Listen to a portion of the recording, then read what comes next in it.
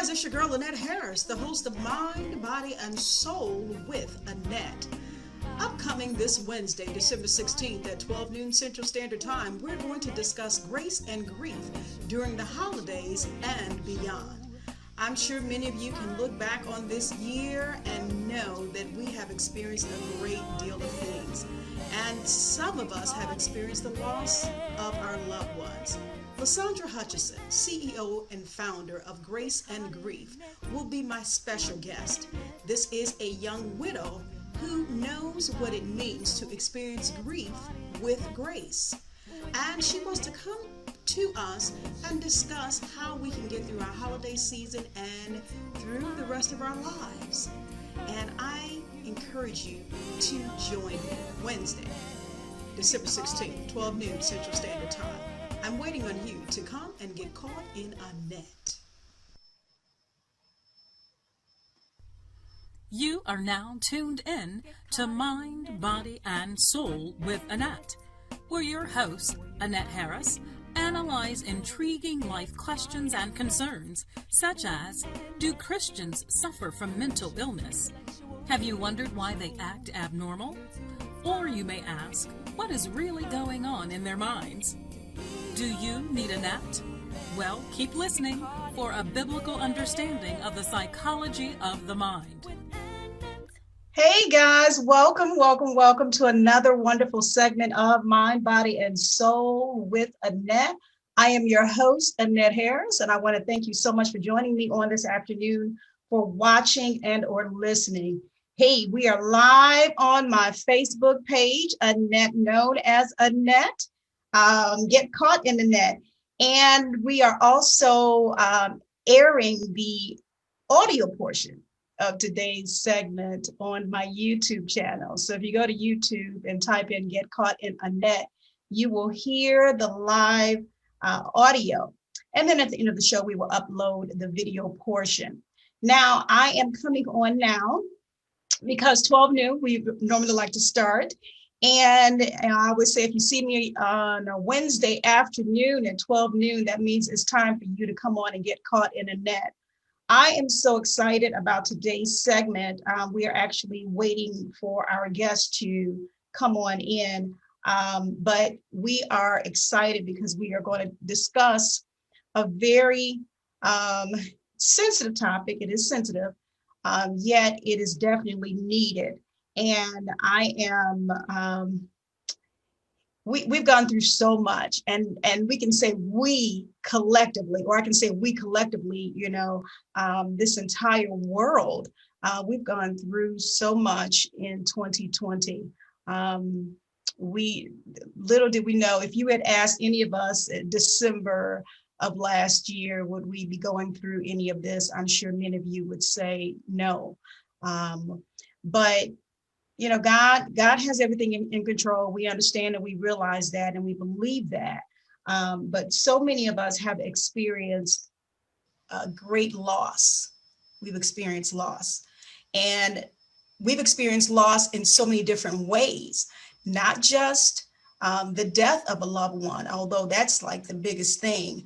But we've also experienced great loss in other areas of our lives, and things, if you can just say it, sum it up in one word or a few words, things just won't be the same.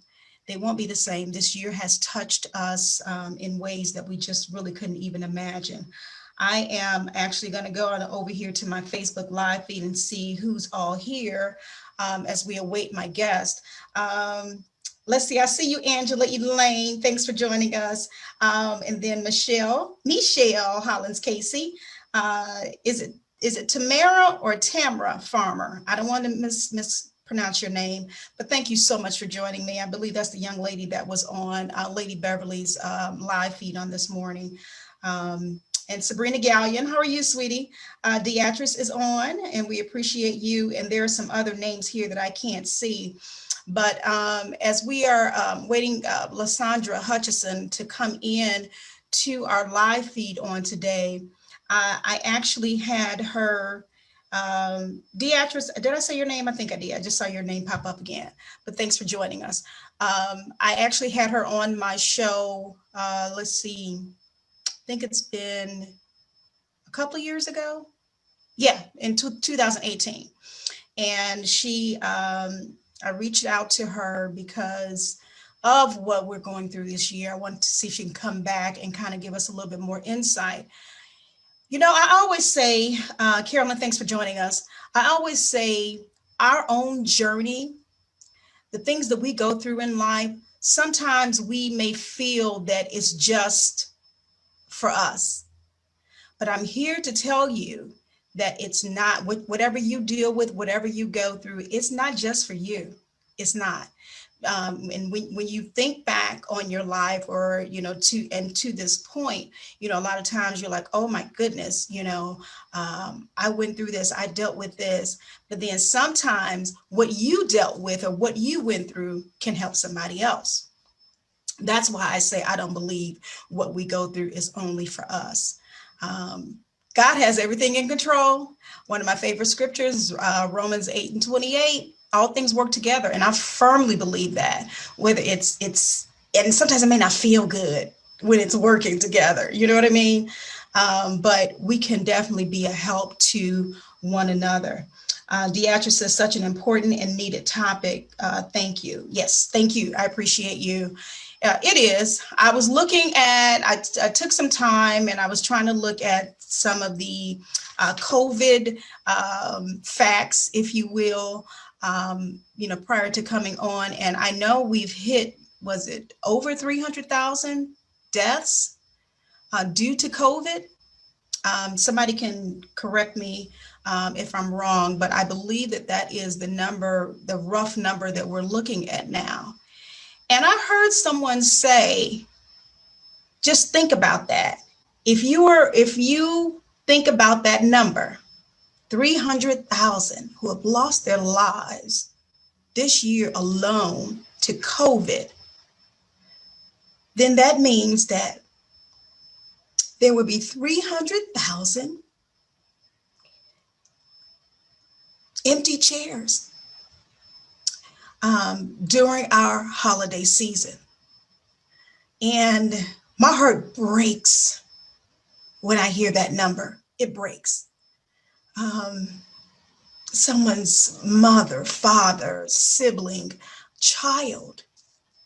And that's not always something easy to deal with.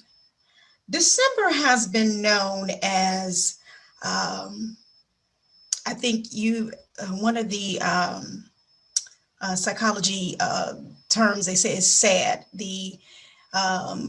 During December, people, they pretty much get sad. It's an acronym, but it's seasonal affective disorder. And during that time, unfortunately, people generally, they get sad around that time because it's the holiday season. And if their loved one is no longer here, it's hard for them to deal with it. It's hard for them to come through it. They may be thinking about things that they did with their loved one just on last year during that time.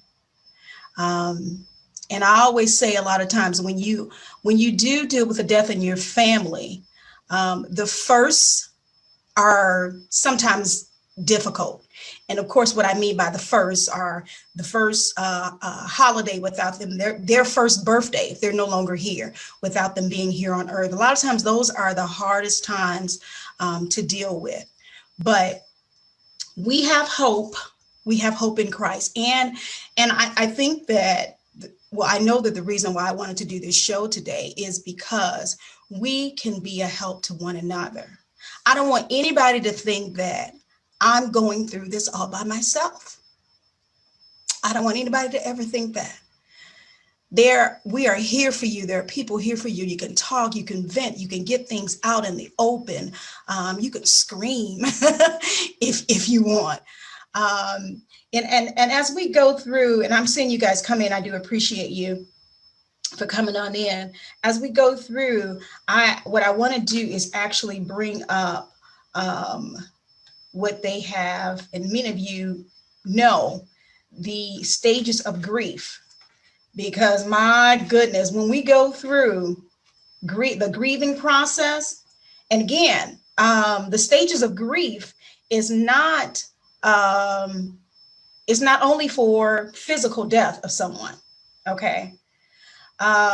So when we look at that, you have to realize and understand that it can apply to anything. I'm pulling it up as we're talking. It can apply to divorce. I don't know how many of you have heard that during this time of COVID, unfortunately, a lot of people have gotten divorced because they've had to shelter in, and maybe I don't know, maybe there were issues going on before the COVID-19 pandemic with their marriage or what have you, but the pandemic really showed what a lot of people were made of. It really did. So it could be divorce. It could be the loss of a job. It could be anything. So when we talk about the 5 stages of grief, we look at number 1, denial.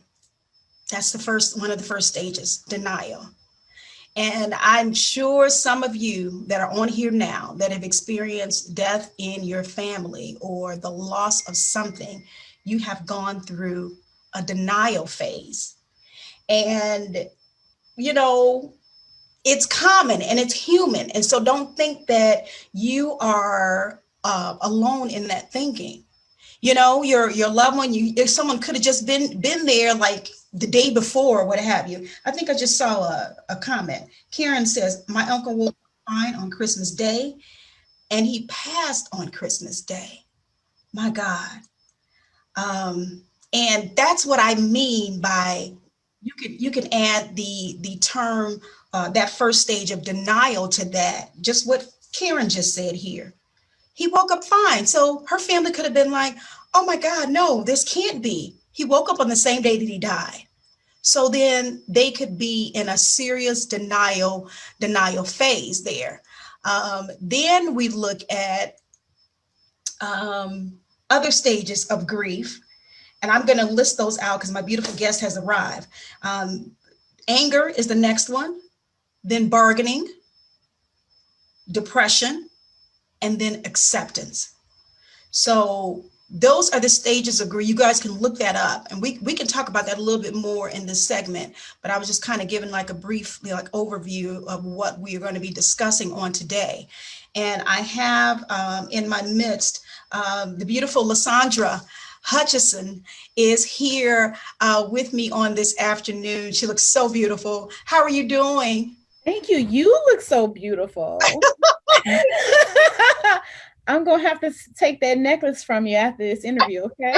That is just fine, honey. That's fine. You want it? You want it? I'm always taking somebody else's. So. Right. Like, just pass that to me. When you're done with that, here you go. Pass it on. Don't be surprised to come in. Thank you for having me, Annette. I am so glad that you're here. I'm so glad that you consented to join us on this afternoon. And we know and understand that we can get busy and our jobs and everything, but just taking time out to talk about this important topic is so key. And what I want you to do is, and I see so many of you coming on in, I appreciate it. What I want you to do is to go ahead and to talk to my guest. Introduce yourself to my guest, if you will. Some may have seen you. I mentioned that you were on my show a couple of years ago. They may have seen you then. They may know about you. They may not know about. I know a lot of them on here that are new. So if you can introduce yourself to my guest, and then we can kind of go into our topic of discussion for today. Absolutely. So I'm LaSandra Hutchinson, and as Annette said, I was on the show a couple of years ago. I lost my husband actually in 2017. So this is how it all got started. I married my friend from high school, Kenneth Hutchinson. We went to high school together, convinced him to go to college with me. So we went to Northwestern together, got married 3 weeks before graduation. Did some of everything. We're in ministry together, both majored in social policy. He worked in the education sector. I worked in the nonprofit sector, had 4 children, bought the house, did grad school while he was working full time. I was working for part time with 4 kids, just crazy maniacs. But in January 2015, he was having some shortness of breath. At 33 years old, went into the emergency room and they said he had cardiomyopathy. They said there was nothing that they could do for him, that he should get on a heart transplant list. So he was essentially in the last stage of heart failure out of nowhere. He hadn't had any prior symptoms. So went in, found that out. He wore a defibrillator vest for a while, was seeing a cardiologist. Actually, we were praying for a miracle. He was doing better. He started doing better. But in October 2017, he lost his grandmother early in the month. Started crying all day, really taking it hard. She had helped raise him. And so she was like his other mom. And so the day of her funeral, he went to the funeral, he sang, he spoke, he seemed to be doing okay. But later that evening, he went out to help one of his cousins learn how to drive and passed out in the car. And that was it. He died a sudden death. So that started me right into a new time of life. I immediately started writing because I'm a writer. I just write and journal and just like to blog. And, so I started writing about our life together. I started writing about my faith in the midst of loss on Facebook. The response to what I was saying was so overwhelming. People were just constantly contacting me saying, this is profound. You need to write a book. We need more of this content. We don't see people talk so transparently and boldly right in the midst of grief and loss like this. Basically, I was sharing my grief process in a very public way, trying to heal and write for me, but also to encourage other people along the journey. And so that began what is now Grace and Grief. It's an organization that helps people grow through grief and live a bold life after loss. I do that through public speaking, obviously being a part of panels. We have an online community. We had a conference called the Rebirth Conference in 2019. There's a YouTube channel. And then I just like to collaborate and partner with other business people, other organizations doing similar work, and especially around mental health, especially for mental health around in Black and Brown communities. Beautiful, beautiful. Thank you for that introduction. Yeah. And you know what? I actually, was it yesterday? I went to go back and kind of review a little bit of the show a couple of years ago that I did with you. Mm-hmm. And I don't think I realized or paid attention. And you actually said it then about his condition that he had. Yeah. But again, like you said, he was doing better. Of course, you were believing God. Absolutely. For it. So for that to happen like that so quickly. And then, just as I was mentioning before you came on about the stages of grief, I'm quite sure you went through all of those, that denial was probably that first one that hit you, huh? Yep, absolutely. So what we talk about with the stages of grief is that there's 5 stages, but they're not linear. And so, I talk about the roller coaster. You end up feeling like I was in denial, then I was angry. I got to acceptance, but then I was back in denial. Then I was in anger, then I was in bargaining. Thought I was almost out, went right back to, shock. So it's not linear. It's all over the place.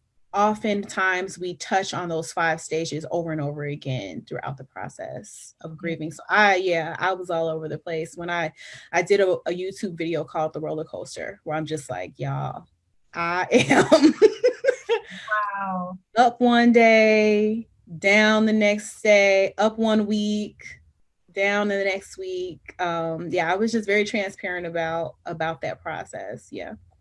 I'm so glad that you said that, because sometimes when you see stages of anything, you think that you have to go from 1 through 5, like 1, 2, 3, 4, 5, as opposed to, it being out of order, going from 1 to 5 to 4 to 3 to 2 or something like that. I'm glad you said that, because it's important. Just like like you just said, I thought I was out of it, and then bam, something else hit me again, whether it was the denial or or whatever. So it can hit you more than once if you and years later as well too. Sometimes people, even after they had the with that last part, the acceptance part, sometimes years later, look, I'm a witness, I would get to the point around here after my mom passed, and it was times later I would just bust out, I just cry, and it wasn't anything that triggered it, and then my husband was like, your mom again, after he to the point he just knew, But yeah, it's something, to go through these stages. And I always say everyone takes death or a loss differently. You won't go through the same way I go through. It won't affect you like it affects me. And that's another thing to understand and realize and accept, as well. And no one can ever say, and if I can just throw this in here, that you should be over something by now. Right. You know what? I can't tell you that. You can't tell me that, because we go through differently. It affects, individuals differently. Let me hop over here because I'm seeing comments, and I don't want to miss anybody. I do appreciate all of you. Make sure when you come in, click that share button, throw up the hearts, the love button, the care button, if you will, the thumbs up. We would appreciate it if you would do that on today. And I'm going to recognize some more individuals that came in since we've been talking. Let's see. I see you, Joe McCord. Oh, I see the sad face. Yeah, I understand this type of discussion will bring tears to your eyes sometimes, but we're trying to get help for individuals and let you know that there is hope. Karen says, this time and or season has been rough for me and my loved ones, but I choose to press this year. Beautiful. Tiana is on. Thank you for watching. Michelle says, good afternoon, Annette, LaSandra, and viewing panel. Thank you. Carolyn says, I have found a tool in the past month that I believe will help others for dealing with this matter. A book written by Angel Hawkins. The title is, I Will Always, I Will Always. It is her memoir on faith and fight. It's out on Amazon. Okay, thank you, Carolyn. That's a good reference there. Tiana says, I lost my grandmother on the 6th due to COVID, and we just had her funeral. My heart goes out to you, Tiana. And it's something, again, to deal with the death of a loved one. Sometimes they can just be just like LaSandra was mentioning about her husband's grandmother, very precious to an individual. So you never know how they'll take it. Let's see. Sabrina says, hey, sis, I'm so proud of you. Sabrina Gallion. That's beautiful. Hey, Sabrina. Thank you, girl. That's beautiful. That is so sweet. Michelle says, I remember her now. God bless you. Oh, yep. See, a couple of years ago. Marcus Hill, how are you? Rashonda, thanks for watching you too. Bowen Buchanan is on. Karen says, roller coasters. Yeah, wow, yes. Michelle says, those unexpected times of grief is so overwhelming. Yeah, I can agree with that. Tiana says, my mom was telling me that as they going through the grieving process, her siblings seem to act like they are back to normal. I don't think she understands. Okay, so maybe we can, because you know what, we can kind of deal with some things as we are moving along through here on today. But Vanessa, Gail, thank you for watching, sweetie. I appreciate you. You guys, again, when you come into the live feed, go ahead and click the share button, because we want to have this discussion with everybody. We want to be able to help as many people as we can on today. So if you have any comments or questions on today that you would like for my guests to answer, or maybe we can help you through, go ahead and throw them in there into the comment section. I will definitely, stop every once in a while and read them for you on today. So don't hesitate. I will open up the phone lines as well. I'm going to put the number in 505-552-2638. Again, area 505-552-2638. You can call in if you like on today, joining on the discussion, or if you have something you would like to tell myself or my guest on today in relation to this topic on today. So maybe we can address that last, it's kind of like a question comment that Tiana had. She said she lost her grandfather, but her mom is saying that I guess the rest of the siblings are acting like they're back to normal. I wanted to make sure I quoted that right. Yeah. So how would you address that? I would make two thoughts come to mind when I hear that example. One is that sometimes we get back to our normal, we go back to work, we go back to the dailiness of life, and we try to carry on as though nothing has happened because it's a part of coping. That's a part of what helps people kind of hold it together, is to go back to whatever feels like normalcy. So I don't necessarily think that's a bad thing, because a lot of times people find a lot of strength in just, okay, let me go back to work. Let me do what I normally would do. Let me go back to whatever hobbies or organizations I was volunteering at. That helps them get through the process, because on the inside, there may be a lot going on emotionally, a lot going on mentally, but to have something that feels stable, because grief is disruptive. Loss is very disruptive. It doesn't ask our permission, and it didn't ask anybody for permission. It just comes, it turns your world upside down, changing it forever. And that's hard. It's hard for a lot of people because you can't control it, and you can't control how you feel.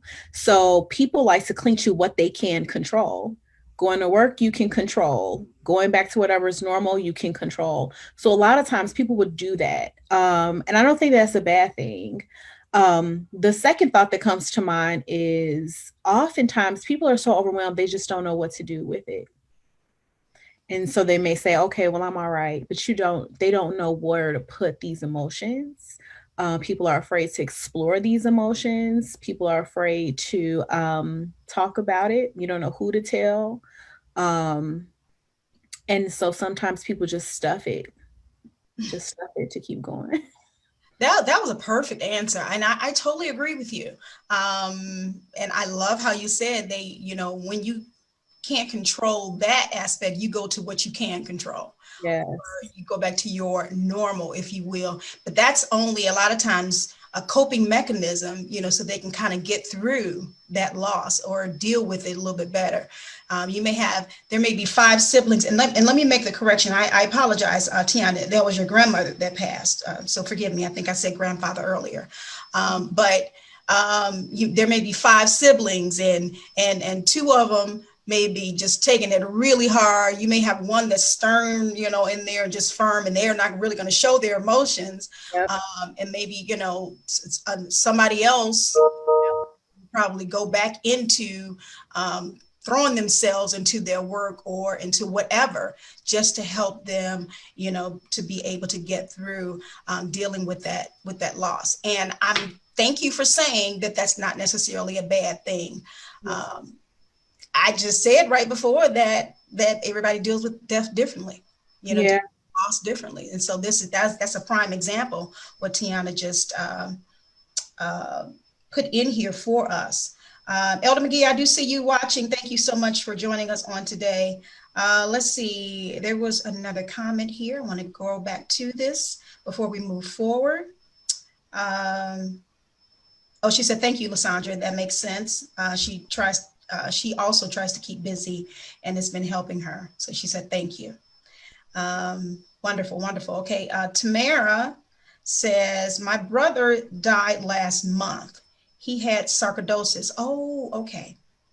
I think sarcoidosis, I think that's what's the actor name? Mm-hmm. It's right at the tip of my tongue. Oh my goodness. I think I know what you're talking about, but I can't think of it either. Comedian, right? Right. Used to perform with Steve Harvey and Cedric the Entertainer. Oh my goodness, he had his own show. But I think he had sarcoidosis, if I'm not mistaken. She says, I am still in denial. Bernie Mac? Bernie Mac. There it is. Thank you. Oh, good. And Tamara, she put that in there. Thank you. Okay. She said her brother died last month, and she's still in denial. It's hard to accept the fact that he is no longer on this earth. Yeah. That's how would you address that, LaSandra? Oh my goodness. It is so hard to wrap your mind around it. I often say you can really only wrap your mind around the realities little by little. It's so big, especially I think when you lose, is it a sibling? Yeah. You've been with them your whole life. We've been with our siblings longer than we've been with our spouses, our kids. This is someone that goes all the way back to childhood usually. So to make the cognitive leap that they're not here takes a lot. It takes a lot. It's like trying to eat a big pizza. You can't. One piece like one bite at a time. Like you can't take all that in. You can't sit down and eat it all in one moment. So I think that that's okay. I think that that's normal. So I just want to say that and just affirm that it's normal. Yeah. It's normal to have a level of denial. It's normal to just find it hard to digest and process the reality of it. I would drive around sometimes and I would say to myself at moments, I would have to say, LaSandra, Kenneth passed away. I was just talking to me. I'm just driving down. I'm just going to the grocery store. I have to have a conversation with myself and say, LaSandra, Kenneth passed away and he's not going to come back. He's not going to come back.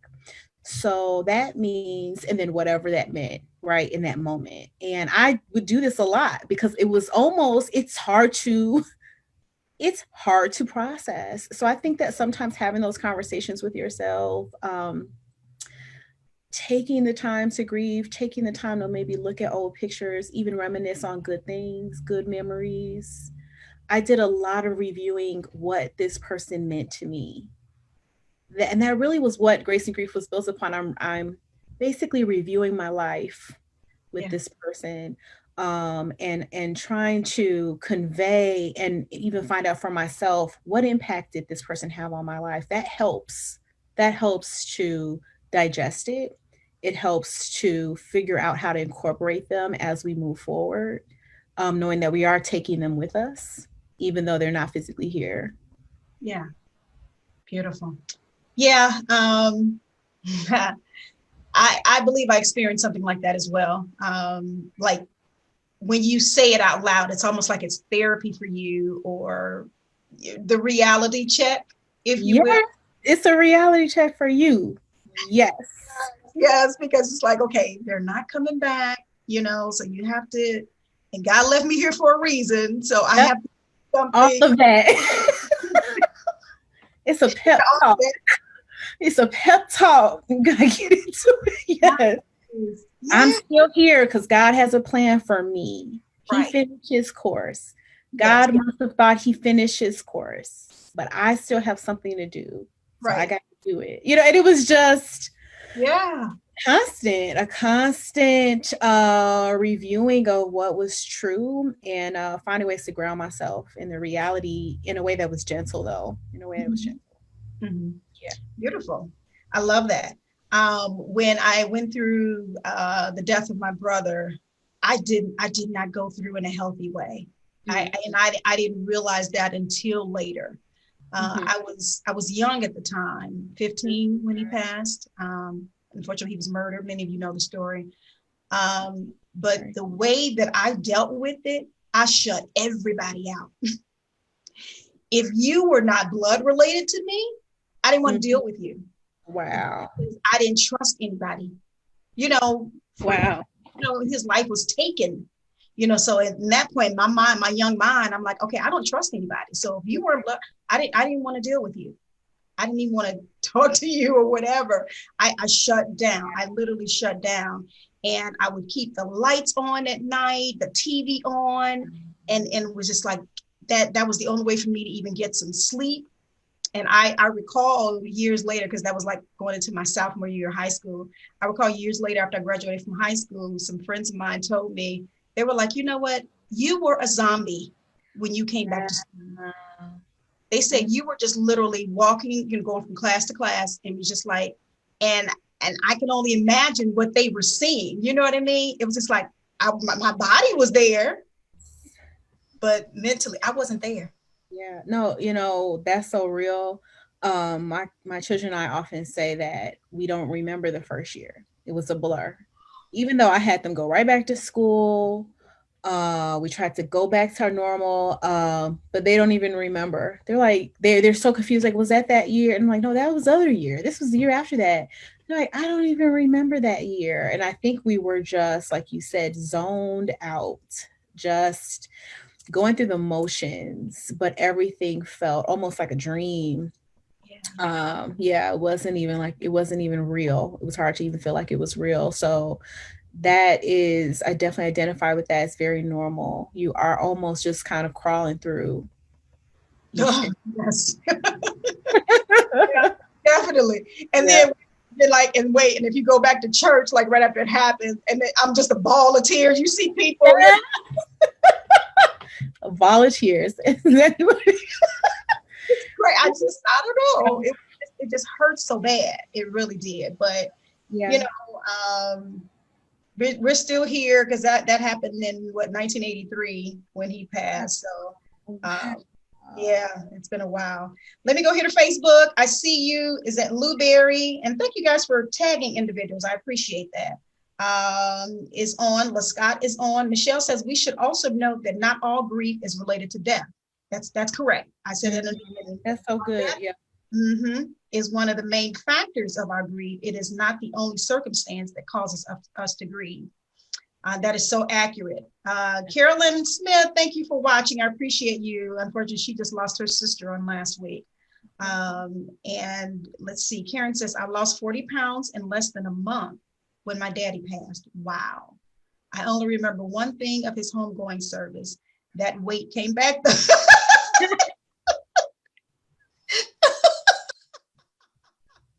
Thank you for that laughter. That's good. That's good. I hear you, Karen. I hear you. Because honestly, just like you were talking about your kids, and there is like a big old blur. You don't really remember stuff. I honestly do not remember everything about my brother's funeral. Yeah. I don't. They literally had to take me out. I cried so bad. Wow. I just couldn't handle it.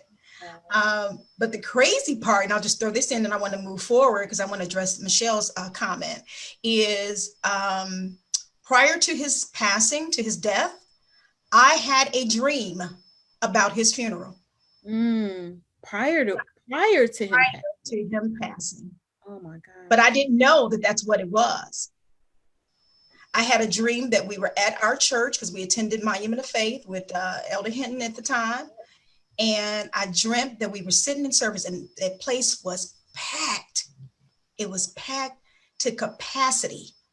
And I'm like, and then I looked around and I saw a lot of my mom's siblings, my aunts and uncles who did not attend that church.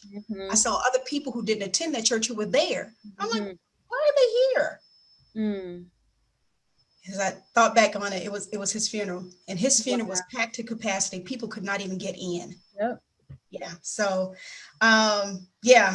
that's amazing. Maybe we can kind of hop on to Michelle's comment there and kind of talk about, other losses, if you will, that individuals are dealing with.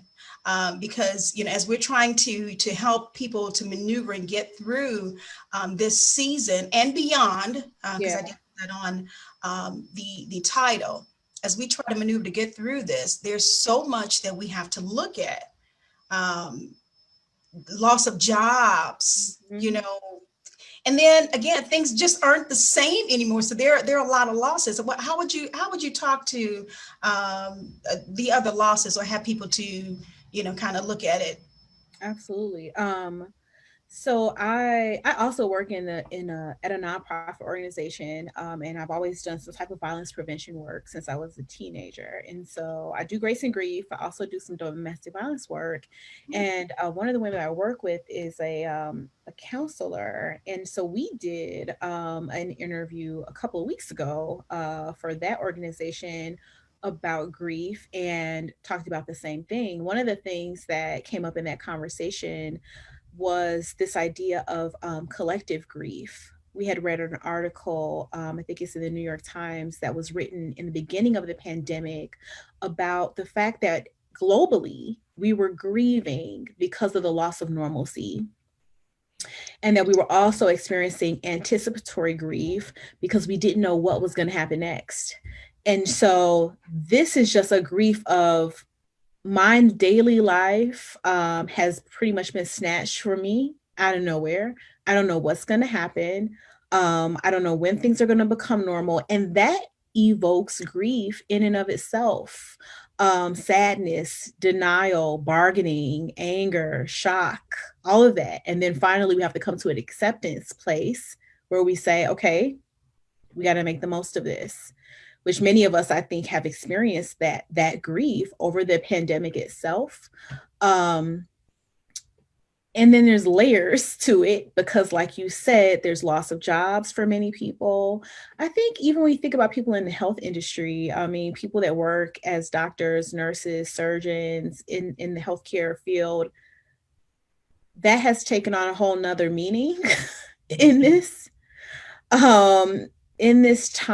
And I'm sure they didn't see that coming, what they've seen and endured and the level of grief and trauma they've experienced on the front lines. And so there's grief there. And then there's also grief because of just how many people have passed away. I feel like there's been a lot of loss to death, not just because of COVID, but just all kinds of reasons, just a lot of deaths during this time. So I think that's also a thing that's hitting all of us hard collectively. I want to say too, we also experience grief during situations where we grieve everything. We grieve regret. Like we grieve when we've made big mistakes that are hard to recover from. I heard someone say before, getting into debt is like easy. You get in there with like a shovel, but trying to get out, you got to almost come out with a little teaspoon. And so good point. There's grief around finances. There's grief around poor decisions. There's grief after divorce.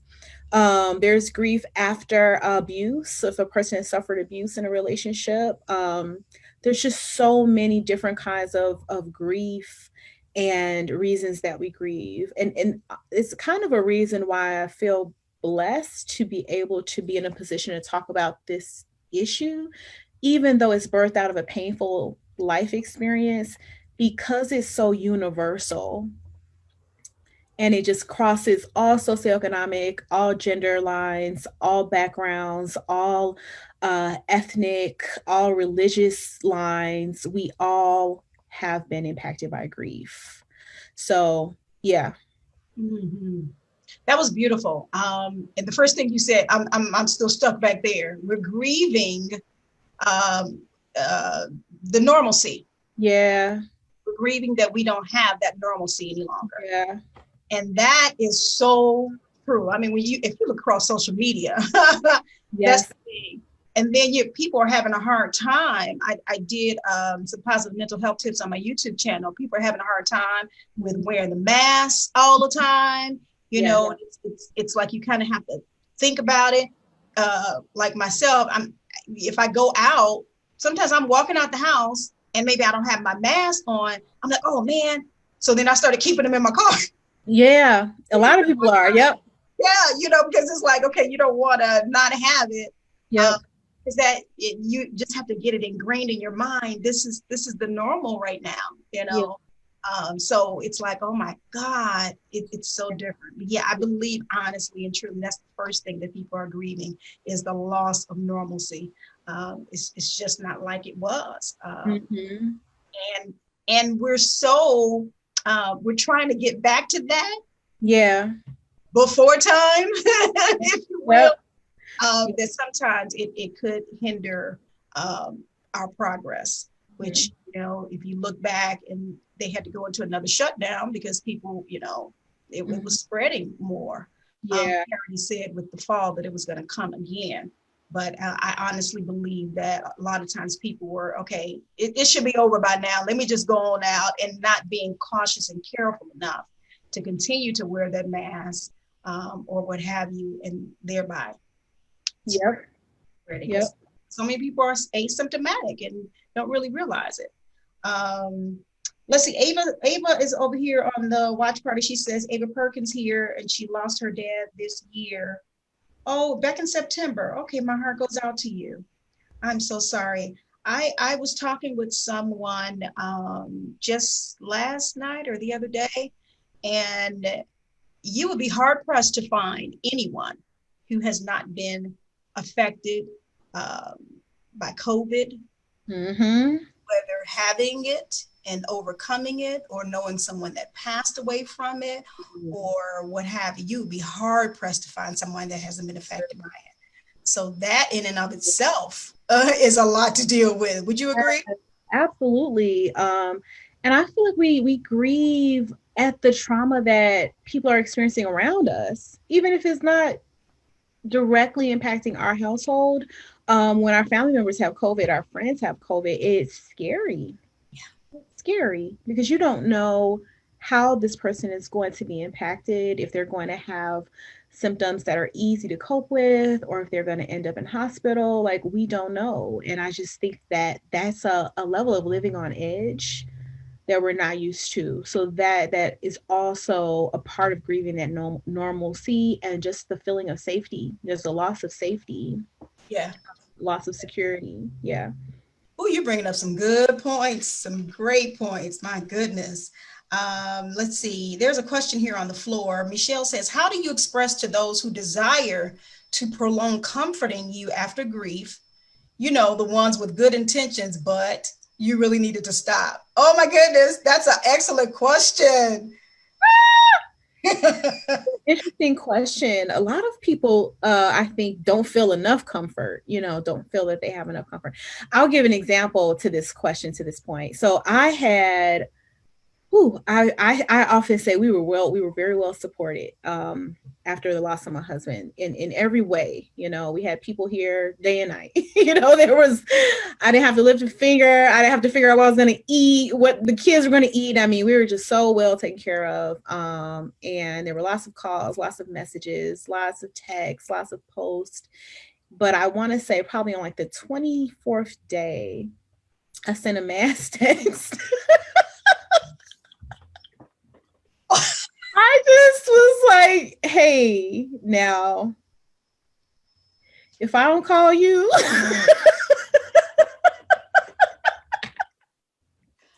just believe that I'm okay. Because and I don't know if the person who wrote this comment may be experiencing some of that. It can become overwhelming. Yes, that you're having to manage all of that. And I just was exhausted. After 4 weeks of it, I was like, guys, thank you so much. But now I just want to sleep. At that point, the funeral was done. I was just like, I just want to relax. I don't want to talk. I don't want to have to be, on, you just kind of want to be able to do whatever it is that you need to do. So I think that being forthright, and my friends, some of them laughed at me, some of them were a little hurt, like, okay, but I think the people appreciate it when you just let them know, what, thank you, it's so much appreciated, but I'm going to take it from here. And from here on out, if I need help, I'm going to reach out and let you know. Yeah. I love that. Now, I will say, and Michelle, let us know she answered your question. Yeah. But I know she lost her mom, so I'm not sure if she's referring to that or not. But you and Michelle are I would probably say you're similar, because you're both strong women. You are. And so again, it goes back to everybody's different and everybody takes things differently. Now, you may have somebody who after 4 weeks, they still want it all coming in, they still want people to dote on them, or if I can say it like that, because they probably need that to help push it. Yeah. But you're like at the point, okay, that's good. I love y'all. Oh, I can just give all of y'all a big old hug. Right. But let me go to sleep now. Right. I'm good. Right. And you probably needed to like adjust to your new normal at that point. Yes. And you felt that you needed to do that, without everybody else, they're right there with you. Yes. And I think it has to do with personality. Like, my life with my husband, because we were friends in high school, we were so close so early on in my life that he really was like my person. So there was a certain level of what's the kind of like privacy around our life and our family life. And so I kind of wanted to get back to that. Even though he wasn't around, I still needed to feel as though, I had my own life and like a boundary between me and everyone else. And how to learn. I wanted to figure out how to define that, and how to kind of reestablish that. So yeah, I think it was that too. So I kind of think it depends, like you said, depends on the person and who they lost and if they're extroverted, if they're introverted, all kinds of different factors go into how we grieve and what kind of support we need when we grieve. Yeah, definitely. Oh, those are good points, and you're hitting it right on the head. I totally agree with you. I totally agree. Let's see. Okay, let me go back up. I want to make sure I'm not. I see some other comments, but let me go from the top here. Let's see. Tiana says my mom came back from Seattle in 2017 to care for my grandmother, and she always felt that if one of her parents passed, that it was just closure for the entire family. They aren't close. So, do you feel encouraging her to go back to Seattle is a good thing for me to tell her? Ooh, now that's a deep question. What would you say? Yeah, she said she came here from Seattle to To care for her own mother, which is Tiana's grandmother. Yeah. And is she saying that, is Tiana saying her grandmother passed or? Yeah, her grandmother passed, and her mom had always said, let me go back. She always felt that if one of her parents passed, that it was just closure for the entire family. So that's how Tiana's mom feels about, one of the parents passing. So then she says, do you think Tiana should encourage her own mother to go back to Seattle? Do you think that's a good thing to tell her? I guess it depends on a lot of things. Her mom may need some more support now. Like she may need to be closer now that her mother has passed away. She may not feel you know, as good as she did to kind of, be so far from her own children. So that things may have changed. So I think that's the question. Have things shifted? Has her mother's needs shifted emotionally, or Tiana herself have her own needs shifted? Sometimes, like when we lose someone, it causes us to change how we're doing life, what we feel is important, how much time we want to spend with our loved ones, because it causes you immediately to deal with your own mortality and should think about how life is fragile, the fragility of life. And that can change. That can make someone say, you know what, I'm moving back home, or you know what, I'm going to change around my priorities. So I think it warrants a conversation. Yeah. To try to assess where they're at. Yeah, where her mom is at. I would actually agree with that. And I think as you were talking, LaShonda, I was thinking about the first interview I had with you, about how you mentioned about the therapy for you and your children. I think that's key. And as you also mentioned, about your advocacy for mental health in the African American community, unfortunately, a lot of times we don't feel that therapy is for us. And unfortunately, a lot of times in the church, we think that therapy is not for us. But I would encourage, you all, if you can get therapy, that would be key. I advocate Christian counseling therapy so I would encourage individuals to do that if you need. So in conjunction with what LaShonda just said, those questions need to be asked, about what changes, your mom may be dealing with right now. And then also I would also encourage her to maybe seek therapy, or you yourself or some family members, maybe to kind of find out where you're at, to see what's best for your mom. Because if she goes back to Seattle, she may go back and just go full force back into her normal, if you will, or she may go back there and maybe still need you all that are here, or wherever you are. So those questions are good to ask. What were you going to say? So true. You're asking me, Annette? No, I thought you were going to say something else. No, I was gonna say LaSandra. People always call me LaSandra because it's easy to get it mixed up. No worries. It's easy to get it mixed up. Okay, I'm so sorry. It's okay. Yeah, I actually have a goddaughter named LaShonda. Wait, yeah, LaShonda, and yours is LaSandra. So yeah. I went to a church where there was a Shonda, LaSandra, and then I was LaSandra. Everybody was like, you know what? We gonna just call y'all the L ladies. Yeah, I was just like, it's okay. Yep. Oh my goodness. Yeah. All right. So let's see here. Hopefully that answered your question, Tiana. And I thought she gave you some really great points right there. Let's see who else here. Tamara says, my brother told his girlfriend that he had a dream that he had trouble breathing and died. An hour after their conversation, her brother called 911 and told them he couldn't breathe. The defibrillator, try to say that 3 times, went off when EMS arrived, but it didn't bring his heartbeat back. Oh, that's how her brother died. Okay, I'm so sorry. That's, yeah. That's got to be something, because that may go to, I don't know what stage you can throw that under, when sometimes you get warnings like that prior, you know. I don't know. Would you, I'm trying to think, denial, acceptance, anger, maybe under anger? I don't know. What do you think? Yeah, I definitely think there could be some anger there with how long they waited for help. Or at what point they acted in terms of calling.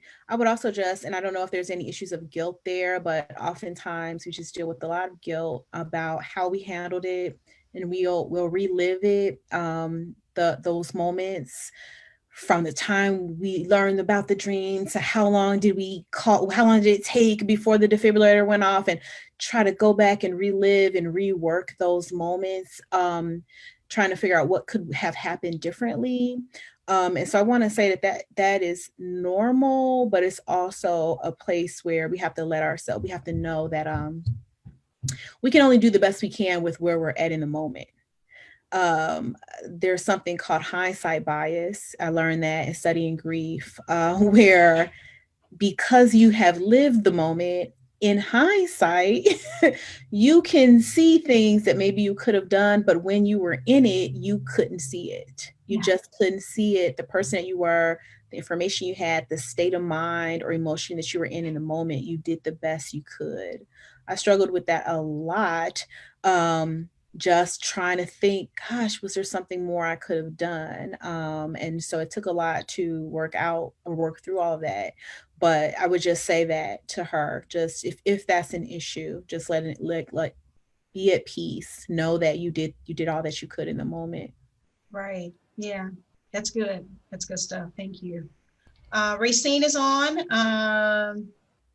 Tamara, it said it must have been so hard to lose your husband. Oh, she's saying that to you. Yeah, child, I don't know. I said, I know the Lord. She's a strong woman, just put it that way, because I don't know. And we're going to talk more about, how she started the Grace and Grief YouTube and organization. I want to talk about that a little bit more as well. But when I first heard her story, I mean, it blew me away. It really did. She was on our local news station here in Chicago, ABC7, telling about her story and her journey. And I saw it one night, and then I noticed she and I had mutual friends on Facebook, and I inboxed that mutual friend, and I'm like, please, can we get her on? And that's how we made our connection. But again, hearing your journey, and I totally agree with you on that. That's why I'm talking about this a little bit more, Tamara. I can only imagine. I can just only imagine, how it would feel to lose your husband, somebody you've been with for so long, and then all of a sudden, just like that, like. Did you want to say anything to that before I move on to more comments? Sure.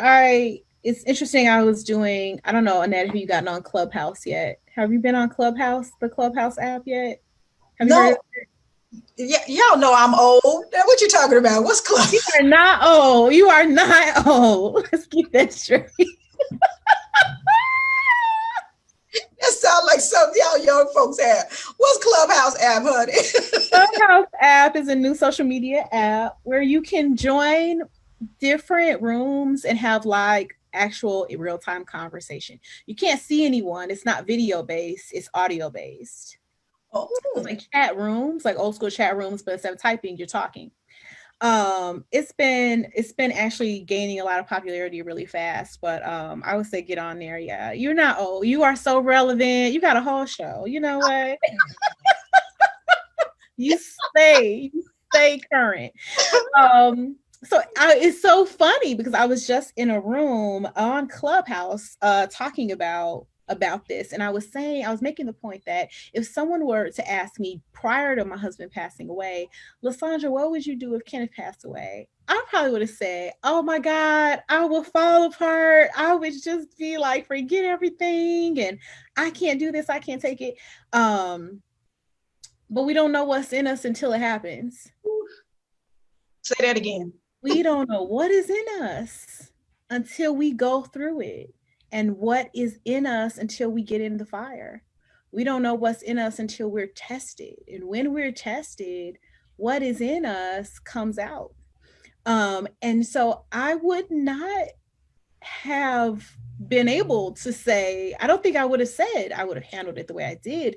But when it happened, what was in me, I think the history that I had with the Lord, my understanding of his sovereignty, the way that he had given me actually a repetitive dream that I saw the manifestation of this dream in the hospital the night my husband passed away. It wasn't about him passing away, but it was about another family member that actually lives out of town being with us and paying for dinner and saying, I'm going to pay for dinner. I got it. I saw this happen in a dream 3 times a year in the year of 2017.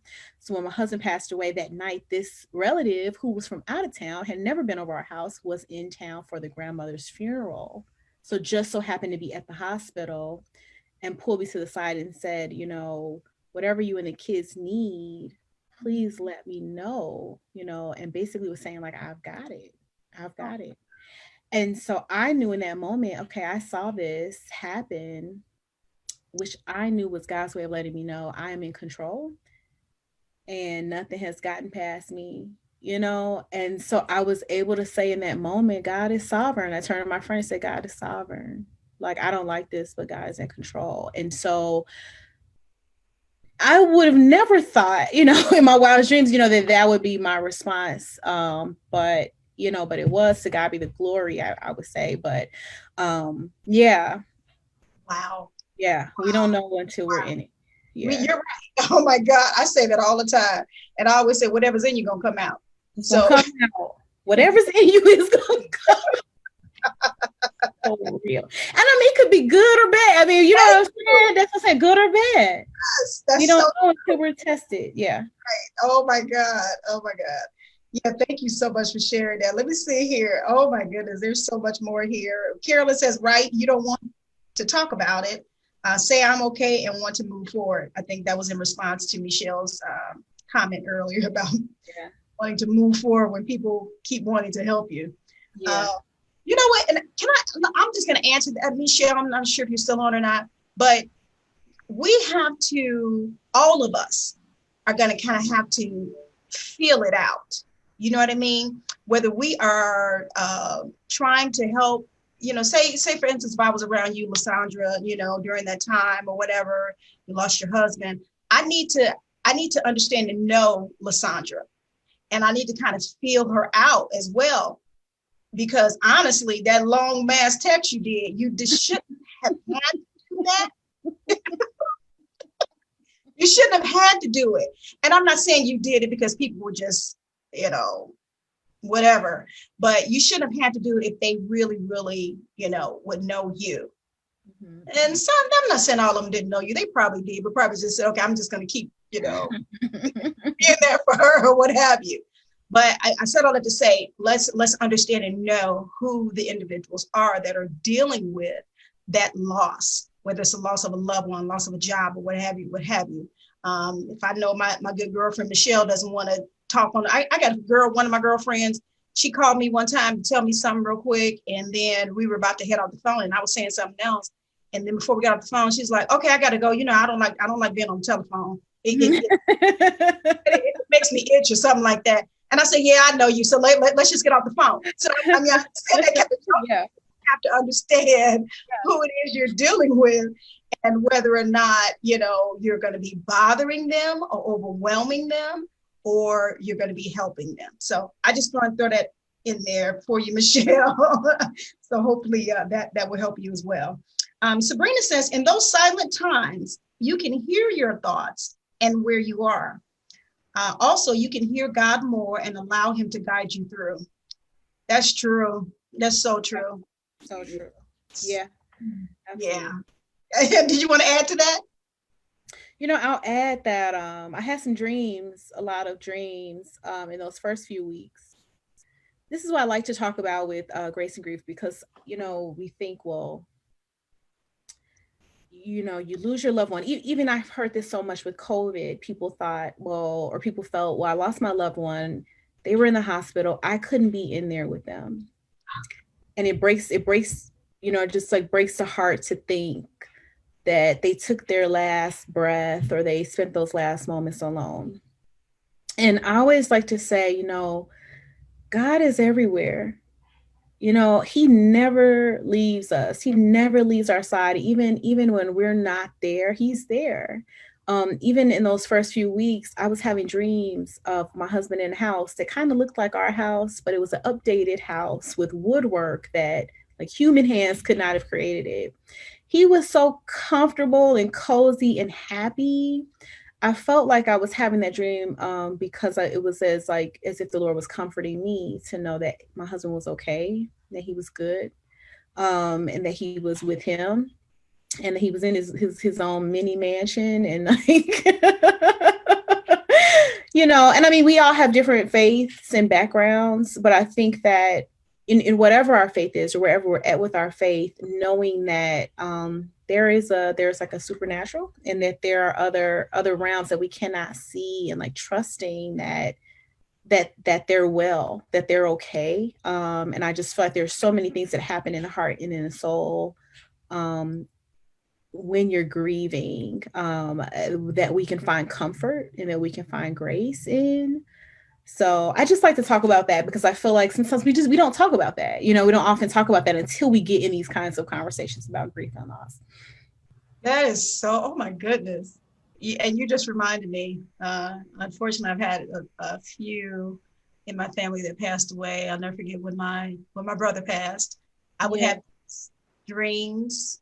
I mean, like he was in a good place, a place that I didn't really recognize or whatever, but he was just walking around, sharp dressed as he was, and he just looked just fine. And, maybe I would probably go to say something to him. He's looking at me, maybe smiling, but he doesn't talk. I've had the same kind of dream. This is so weird. No, I would have the same type of dreams. Like he would be there and I would talk, but he wouldn't respond. But I saw that he was okay. And maybe if I said something to him, he just wouldn't say anything back.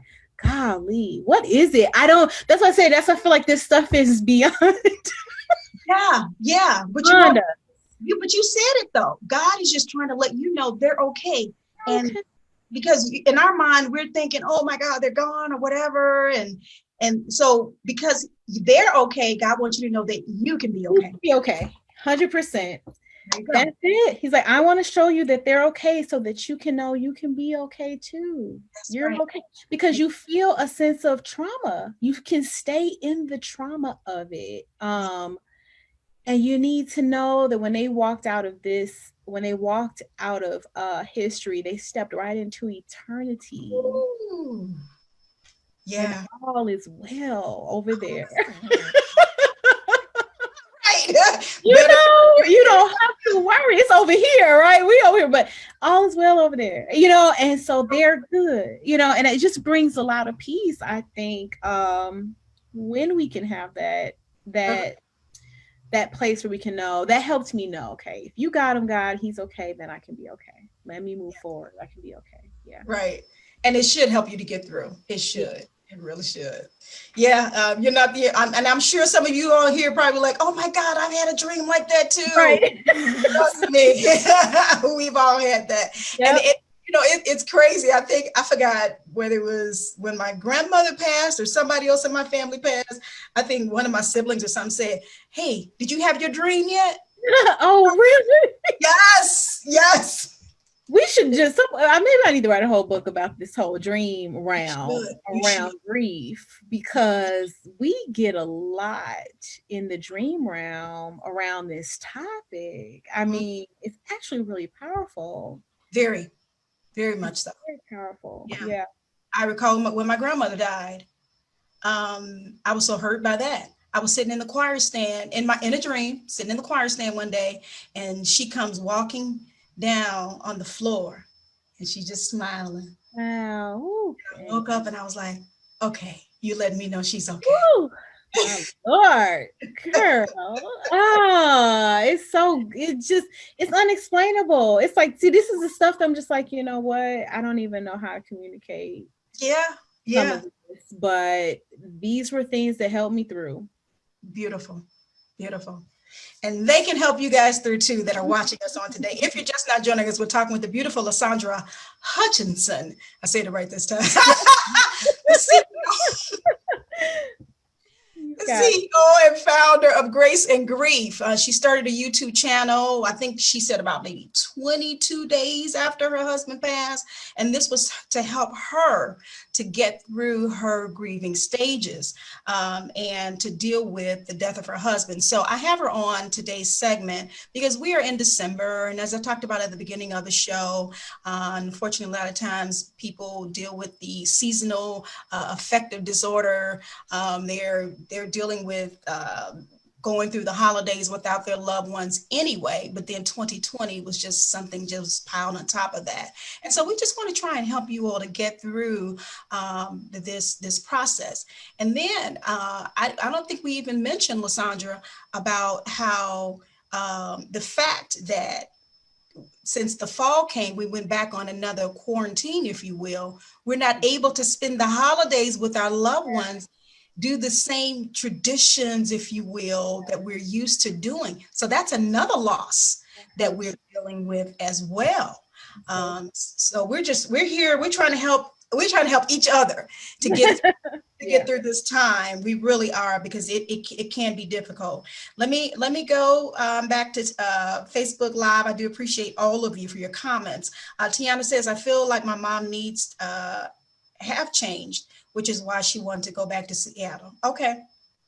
So that's good for you to, and thank you, Tiana, for even watching out for your mom, if you will, because some people don't even care. They're maybe grieving themselves and not necessarily thinking about how it's affecting, other loved ones. So that's another aspect as well. Tamara says, what was the most effective way for you to get to acceptance? That's a loaded question. Let me process that. You want me to read some comments while you think about it, or what? She's like, get me straight. What did we do to get to acceptance? Okay. Boy, goodness. Well, I would say that again, so the 5 stages of grief they're not linear. So you can get to acceptance in measure. That's how I would say it. Like, there's an extent. So you may say, I'm not 100% acceptance. You can say I'm at 30%, then maybe later you say I'm at 50%, until maybe one day you're at 100%. I think that when we accept something, it's not that we feel okay about it. It's not that we're okay, like, oh, it's fine. You may never feel like what has happened or who you've lost. You may never feel like it's fine, but it's just that, but I've accepted that it happened. And therefore, I'm not trying to bargain and change it or fight against it. I've surrendered it. I want to say let me say at this point, many things help me, right? I don't want to minimize the counseling. And I know, Annette, you talked about that. I don't want to minimize that. I went straight to counseling. I immediately, everyone was like, really? I was immediately like, right. Now, was it your suggestion? Or did somebody else suggest that to you? No, this was my own. That was my I just feel very strongly about counseling and mental health. Yeah. I also had a friend that was a counselor who knew of a great counselor. So I had a great referral. I had someone immediately say, I got the person, and I had already heard of this person. So I already knew who I wanted to talk to. So for the kids and I, and this particular counselor is just anointed to counsel. And I think that I like to tell people there are people, and this is for communities where there's often a stigma on going to counseling. There's often men are often stigmatized, even, and kind of looked at crazy if they want to go to counseling, made to feel as though they have to be hard as a rock and can't emote, which is not healthy.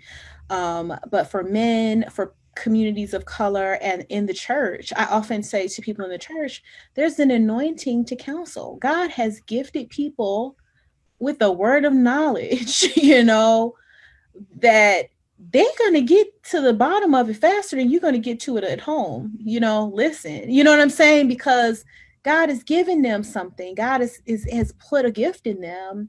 My counselor, she amazes me. I mean, I could say stuff. I'm talking in circles. I'm all over the place. I can barely make sense of my own thoughts. And she would hear all that I said, listen, and in one sentence, repeat back to me, like, the bottom line of it all. And I'm like, wow, yes. Yeah, she's anointed. And I'm astounded. Like, how did you just make sense of that? How did you do that? And I have no idea. And I just, it astounds me. So I think we should never minimize not only how powerful the counseling is, but how accelerated we can become in our healing process because we have the help of the counselor. Yeah. They become a part of our support team. And it doesn't say that we're weak. I love Dr. Henry Cloud is an author and also a therapist or a psychologist. And he says, our vulnerabilities don't cause our strengths to disappear. You can be very strong and still have vulnerabilities and need help. The fact that we need help does not cause our strengths to suddenly disappear. You can be weak and need help and have vulnerabilities at the same time. All of these things coexist within each person. And there is no shame in that. That's just called being human. Yeah. I love it. I love it. Yes. Oh, that was perfect. But yes, don't look, and I thank you for saying that about counseling. Don't look at it as being weak or that you're crazy, if you will, because unfortunately that's the label and the stigma that has been attached to it. But just as God uses, whom he will. He uses lawyers. You would go to a lawyer. You're not going to come to me to have me That's right. take your case in court. Right. I don't have that experience. So you're going to go to a lawyer. Medical, if you got something wrong with you, what's the first thing you're doing? You calling your doctor. You going in there, medical doctor. So why not with counselors or psychologists or therapists? They are professionals in their craft, and they can help and assist you. And just like she was saying, she blesses God for the counselor that she has. They can be anointed, and they're going to help you peel back those layers. They've had the training academically, professionally, and they've often talked to so many people. They've heard so many patterns and so many trends in behavior and cognitive functions. They've seen so many other people go through different processes. All of this, it really helps them counsel other people and gives them just the tools to pull out of their bag to be helpful that the average person would not have. Yeah, definitely. I know of a few counselors that I kind of collaborate with, and I do recommend them. People are always inboxing me and asking me, you know of a counselor, therapist. I know a few of them. I get some shout outs. Felicia Williams, Kathy Jackson, I had a few of them on my show, as well. Chantel Taylor's Biddings, she is a wonderful counselor, therapist as well. So it doesn't make one weak or seem like you're not in control because you're going to someone else and you're discussing your issues or whatever. They can look at it as them helping you to get through. Now, can I make one more point about the acceptance? Okay, so I didn't want to leave that person hanging. Okay. One of the main things that helped me with acceptance was this idea that my husband was he didn't belong to me, that he belonged to God, that he was God's son, that God had given him to me like I had borrowed him. He had lent him to me for a season, but that he wasn't mine. I had not breathed breath into his body. I did not assign a destiny. I didn't assign I hadn't decided on his birth date or on his death date. That these were never things within my realm of control or under my authority, that he was God's son first before he was my husband.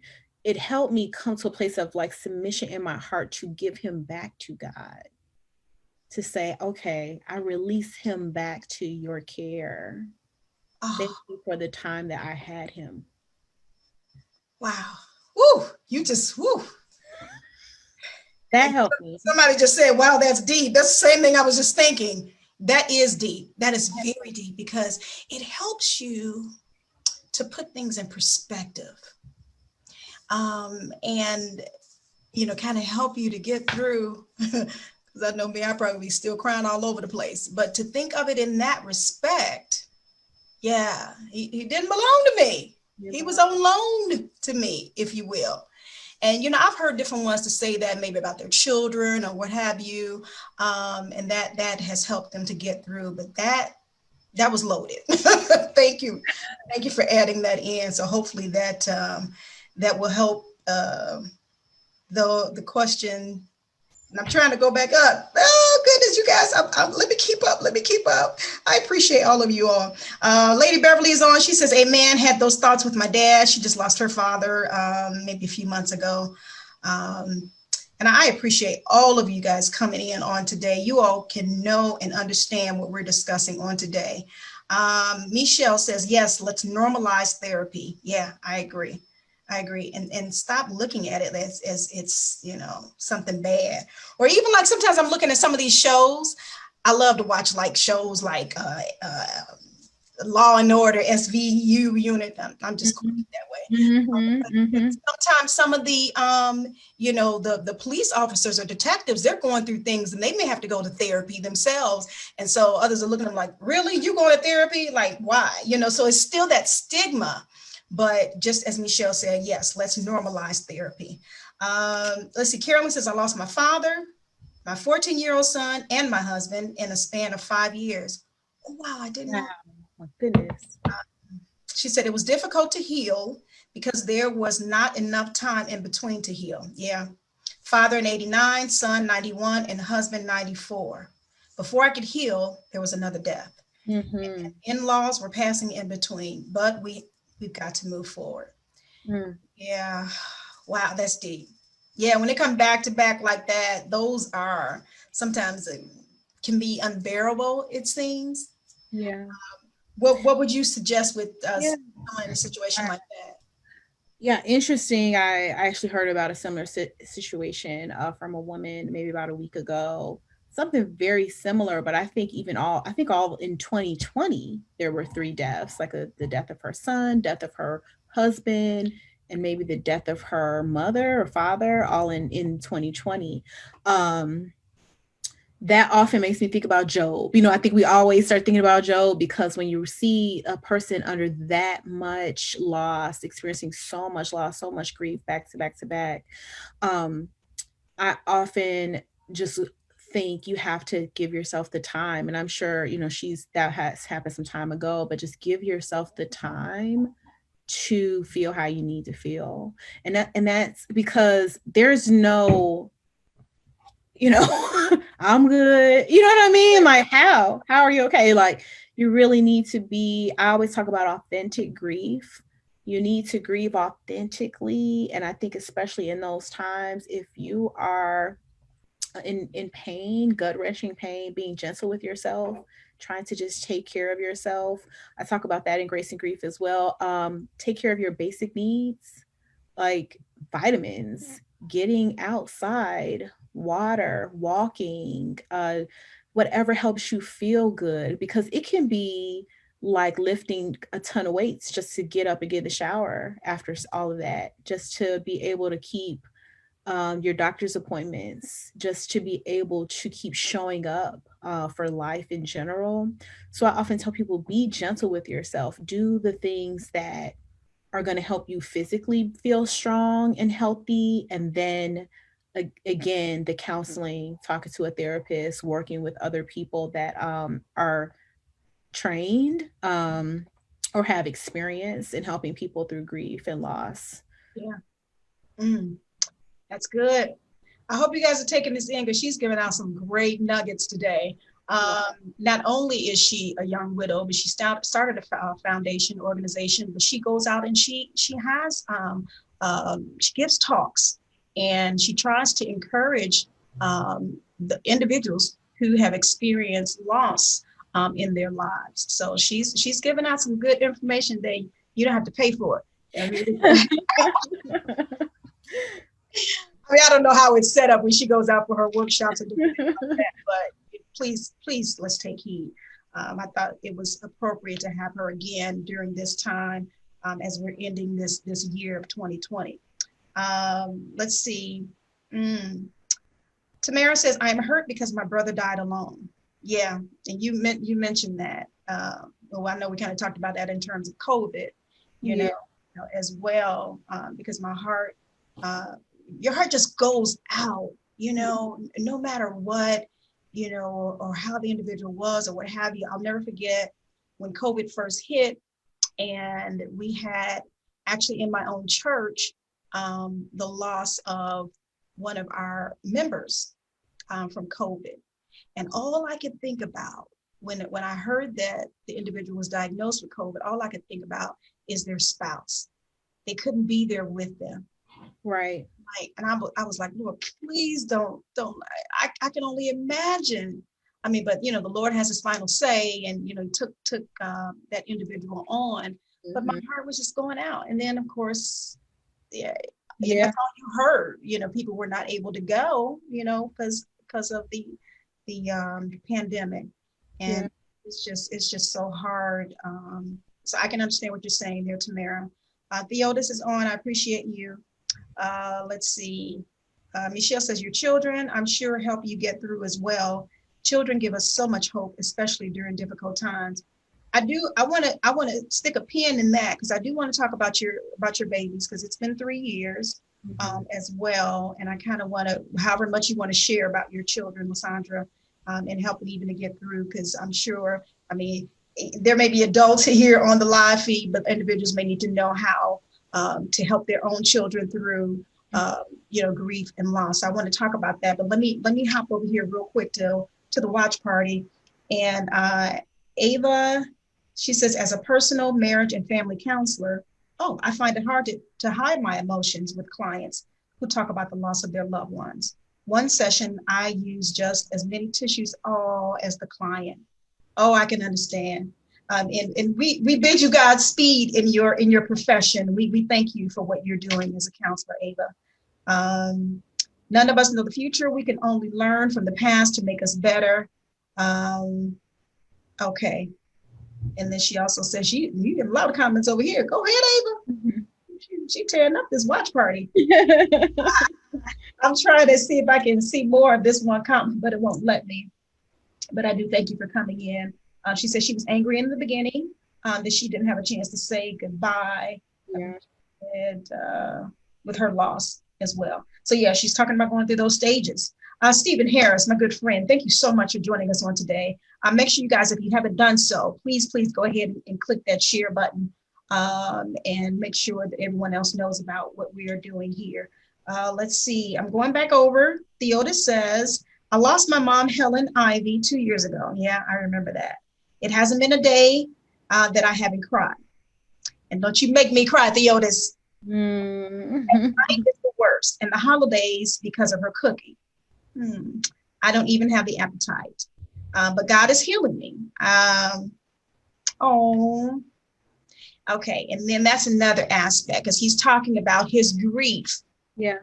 His grief caused damage in other areas of his life, which his marriage was one of them. Oh, so maybe, I don't know, maybe we want to try and address that. yeah.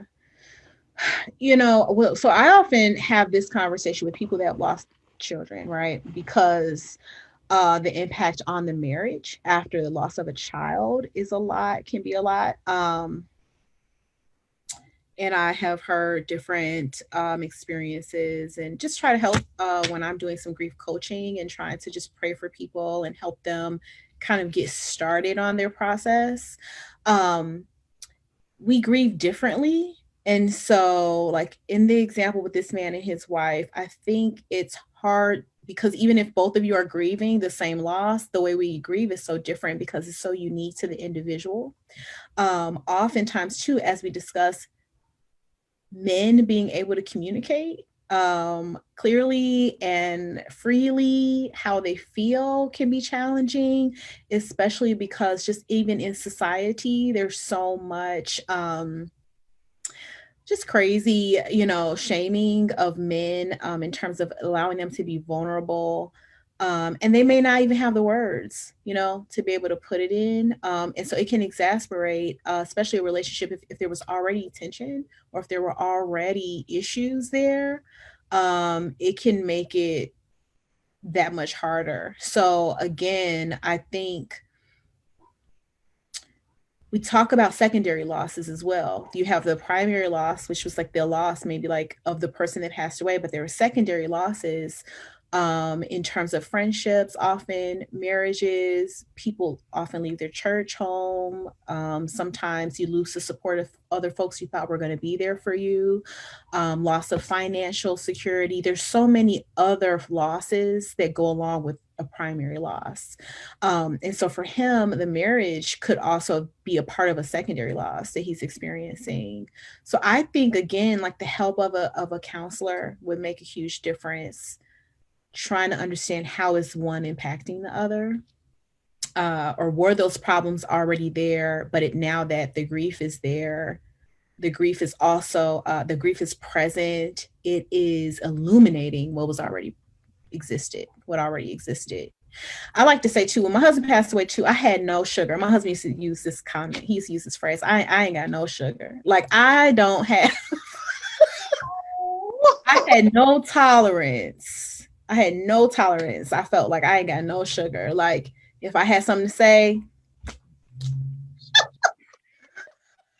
Don't say it. Don't say it. Like, because you don't have, I can't tiptoe around it. I can't act like it's not there. It brings out another side of you.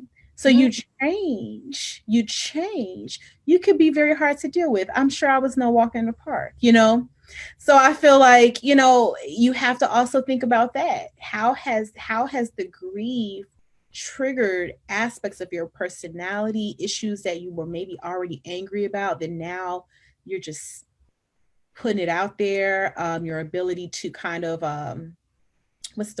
mitigate situations that you would have maybe dealt with differently before. All of that is impacted. Yeah. Okay. That's good stuff. Yeah. Yeah, I would second what she said. You can get that counseling, that therapy, that would help as well. But yeah, I think we have to understand and realize that one thing it can't affect the other aspects of our life. And I'm glad that he actually realized that. I'm glad you realized that. Yeah. Hopefully you can get, the help that you need. My heart goes out to you.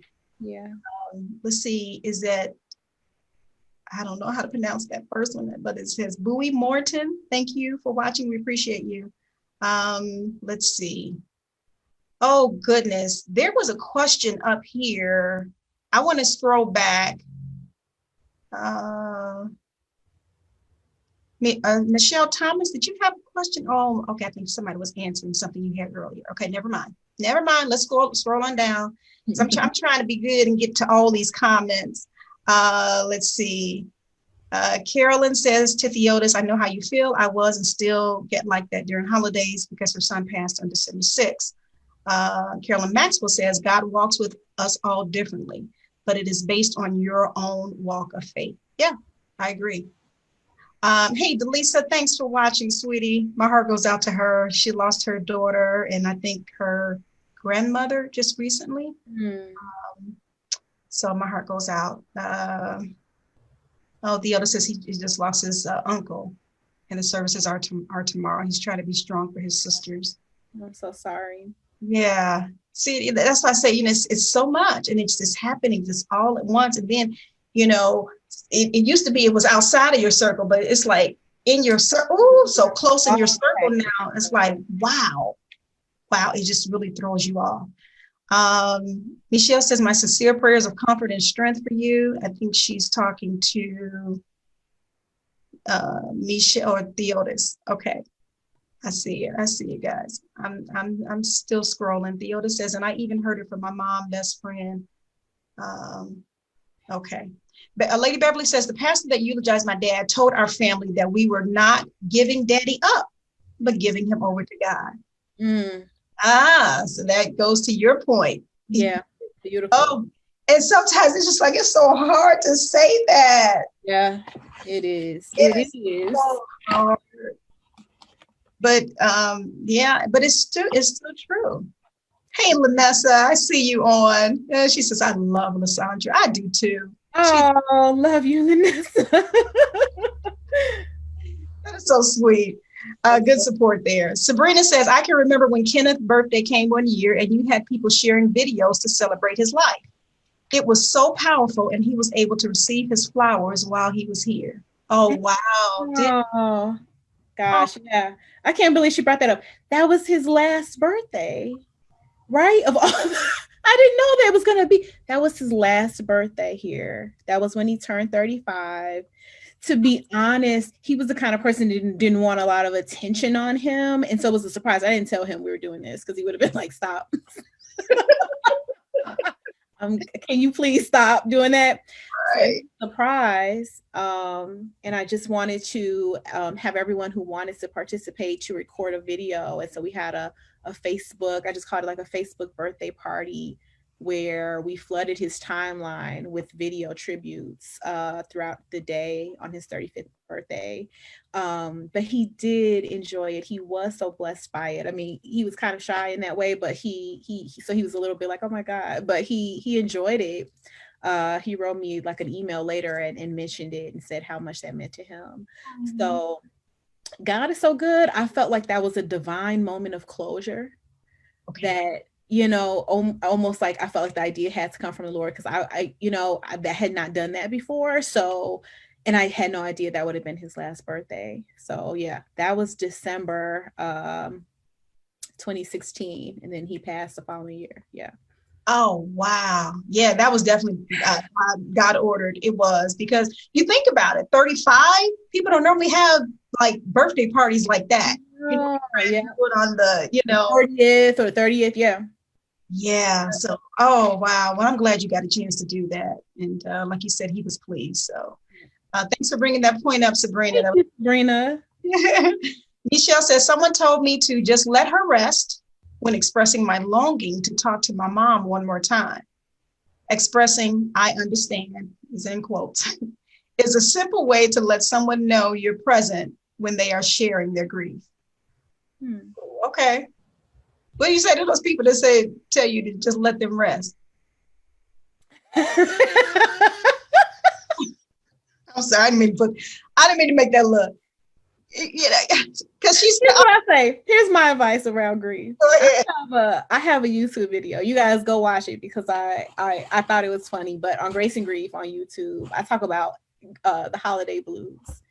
And although it's a heavy topic, I actually was talking about how I had to, I was laughing at myself at all the stuff I had done.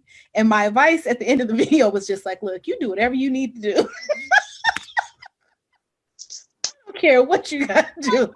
I love it. You better do what you got to do. I talked about how I had taken there was a huge poster of Kenneth that we had for the funeral. I kept it. It's a gigantic poster. I kept it. So on the Thanksgiving the first Thanksgiving was 4 weeks after the funeral. So I just was at my family's house. But the second Thanksgiving, I took that poster, propped it up in the living room while I cooked, because this was his favorite holiday. And I said, no, I need to see him in order to get through it. So I was cooking and stirring stuff and talking to him like, babe. Hey, whatever works. Whatever. I mean, it was funny to me. I was tickled at myself. I thought I was laughing at myself, but at the same time trying to cope through the holiday. And I just said, you guys got to do whatever you got to do. If you got to write a poem, do a tribute, talk to the person, go to the cemetery, buy yourself a teddy bear, sing a song, tell a story. I don't care what you got to do. Just do it. Do it. Don't let anybody tell you not to do it. Beautiful. Beautiful. I love it. I said, talk to the people. Do what you got to do. Yeah. Yeah. It'd be your form of therapy too. Yes. So that's good. Thank you for telling that or sharing that with us. Benita is on. Let's see. Michelle says, beautiful way of looking at it. LaSandra, thank you for sharing. Lady Beverly says, another thing that helped me was the perfect timing of God, the actual day and timing of her dad's transition. Wow. Okay. Yeah. Sometimes that can help you get through as well. Yeah, absolutely. Kind of look at, everything, how they were aligned and how God, had everything under control that entire I would say for me, I was in graduate school. I had just graduated in May 2017. He passed in October. I say the same thing. If it had been any later, if I had either started the program later or he had passed any earlier, I don't think I would have finished it. So I felt the same way. Like this was, you know what I mean? It was almost like God knew this can't happen before this moment. This can't happen after this moment, or else, there were certain things I felt like I wouldn't have been able to follow through on. But yeah. Wow, that's great. They say they're taking notes. You're giving good advice. So thank you. Annette Little is on. Hey, namesake. Let's see here. Nicola, hey, my friend, thanks for joining and watching on today. I did place the website for Grace and Grief in the comment section, so you guys please make sure you go and check her out and support her. Ava had a question. What would you say to those who live with the fear of losing their husband or wife, especially in this COVID-19 pandemic? That's an interesting question, because that there are those who are having those thoughts. What would you say to those? Yeah, I mean, I think that is normal. Again, like we've lost our sense of safety. We've lost our sense of security. We don't want to be tormented by fear, because fear has torment. So I think it is one of those situations where, just like in everyday, we're all trying to take the necessary precautions to stay safe, to wear a mask, to, keep our hands clean, to not be out if we don't need to be out. If you're doing all of those things, I think outside of that is, casting those cares upon the Lord, praying for protection. We can't control everything. None of us can. I mean, anything can happen in any day. So we really have to take the fear and put it in God's hands. I think journaling can be helpful, writing about it, praying about it, talking to a counselor, like dealing with it, but not, we don't want to be tormented in a state of fear in our daily lives. It is hard. It's harder right now than it normally would be. So, yeah. Oh, that's good stuff. All right. Hopefully that answered your question, Ava. Thank you for asking that. Let's see here. A comment here. Hey, Prophetess Street. She says, praise the Lord. This has helped me. I found my son on the floor last September. Didn't get a chance to say goodbye. Really don't know what really happened. Just had seen him the day before. So he was doing good. She says she misses him so much. It's been still a whole lot for her. They were very close. Prophetess Street, I remember when your son passed. My heart goes out to you, and I can only imagine not being able to say goodbye to your loved one. That's traumatic in and of itself. Lady Beverly says God provides those moments of divine closure before our loved ones depart. I had some of those moments with my dad, and she's very grateful. Yeah. And Lady Beverly says, when you talked about your, setting the picture up and talking to your husband while you were cooking that first holiday, she says, that's my mom and mother-in-law. They talk to their husbands every day. Hey, I keep saying whatever gets you through. You know, Well, listen, I mean, you gotta do. don't think you're crazy because you're not. You're not crazy. You gotta do what you gotta do. Because guess what? I can't be right there to help you, you know, every other day, you know, if you need to sit and, hey, Kenneth, you know, something, you know what these kids did today? Like, gosh, you listen, it's sometimes you gotta go there. So I get that. I'm in favor of all that. I just want to say to Prophetess Street, you know, praise the Lord to you. I'm so sorry to hear about your son. I want to say a year in is so fresh. Sometimes we think about a year, like, oh, it's been a year. A year when you lose a spouse or a child or parent, you know, anyone, that's early. It's early. It's still very early in the game, or in the process of healing for you.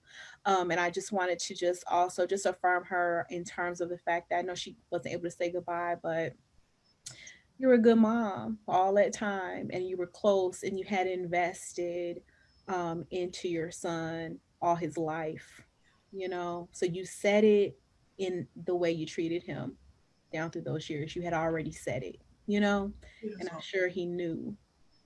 So I think it's also we need to just know that it brings comfort. It helps us get through. He knew because you had already said it. You know, I had to often, you know, remind myself. You know, my husband told me one time, you've been a wonderful wife to me, and I would have to tell myself that you were a wonderful wife to him. You know, because again, I felt like, well, I'm not done loving you. You know, I'm not done loving this person. I'm not done with this. But I had to say, you did all that you could do while he was here. Yeah. That's all you can do. Beautiful. That's a good way to encourage yourself. It really is. It really is. Prophet Street, I hope that helped you. Thank you for addressing her. And you hit it right on the head because she loves her children. Prophet Street loves her children. And that was a hard thing for her to deal with. And he left behind a daughter. So she's, you know, of course, been looking after her granddaughter since then. So Deacon Greg, we see you on, and hey, District Missionary Debbie Harris, I see you. Thank you so much. Let's do this as we're wrapping up today. I wanted to ask you about your children and how everything affected them, how they were able to, you know, come through whatever they're dealing with to try and help someone else who may be dealing with a child that's dealing with, you know, a loss in their family. Mm-hmm. Sure. So I took the children to counseling right away, just like I started going right away. There's 4 of them. So we would have them either do 2 and 2. They would get in a session with the counselor 2 people at a time, or maybe a short time for each person to have their own. Or maybe they would split the time, 30 minutes for one, 30 minutes for the other. And then the next week, the other 2 would do the same. I think they found that helpful. The kids found that helpful. They really got along well with the counselor, although it really was, a lot of it was just getting to know her and being comfortable because they're kids, you know, so she had to establish a rapport. Some of it was play therapy. Some of it was her giving them language to describe certain emotions. So that was just to give them the tools to begin to learn how to talk about how they were feeling. So we did a lot of work around that. When I talk to the kids, they actually want to do some type of like live with me or some type of video with me. We haven't done it yet, but they talk about it. Because I told them people want to know, how do you support your children after the loss of a parent? And so they said, well, we want to tell our side. So I probably will let them do that eventually. But what they told me was that it helped them to be able to just talk about it. Like, we didn't brush it under the carpet. We didn't act like nothing happened. We would talk about my husband all the time, really. You know, we would reference him. We still reference him often, daily. I would say daily. He is integrated into our day. So maybe we're cooking dinner and then it's like, he used to tell them, when you cook, you are a slave to the stove. Don't leave the kitchen and stop, you know, watching what you're cooking. So, you know, I may reiterate that if they're cooking and then they leave something and starts burning, I may say, well, what did Daddy say? Daddy said I was a slave. You know, when I cook, I'm a slave to the stove. Okay, we'll get in the kitchen. So I incorporate his parenting. I integrate his humor. If there's like something funny he did, I was like, remember when he said this? And and everyone started laughing, like, oh my God, yeah, then he did this. So we carry him with us. We've integrated him into the family. We also had times where we were just angry. We had a day where everybody screamed. I was like, you need to scream, just scream. Everybody started screaming. Thank you. Like, just scream. You gotta scream. We just gonna scream. Let them scream. Let them be angry. We cried together. We screamed together. We laughed together. They didn't feel inhibited, and I think that's the main thing that they point to that helps them feel as though they were able to or are able to continue to grieve well, or in a way that's healthy.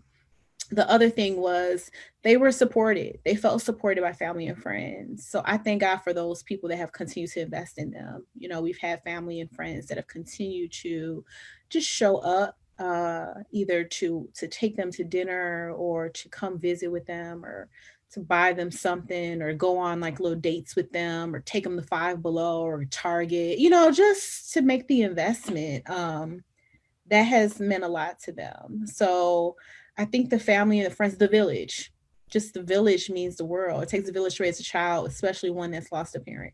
Is huge. Yeah,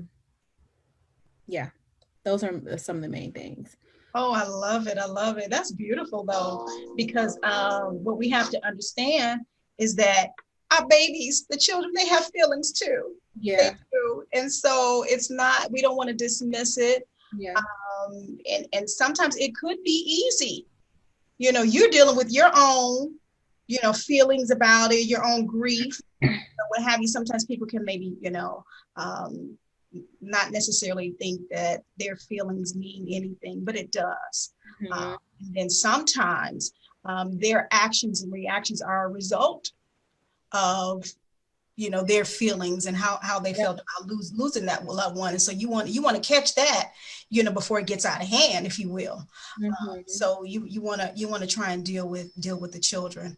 I don't want to say too that it's not something I'm expecting them to get over. I'm not expecting them to get over it. It's not like that. It's not what I'm anticipating. I'm anticipating that it will be an ongoing journey for them and myself in certain, maybe in a different way. But I think that, you know, C16, graduated from high school, the day you get married, the day you have a baby, it's still going to be, I wish daddy was here, you know? So the end goal is not to get over it, but to be able to process it and to be able to, what's the word I want to say, carry it in a way that is healthy, and that we can continue to grow.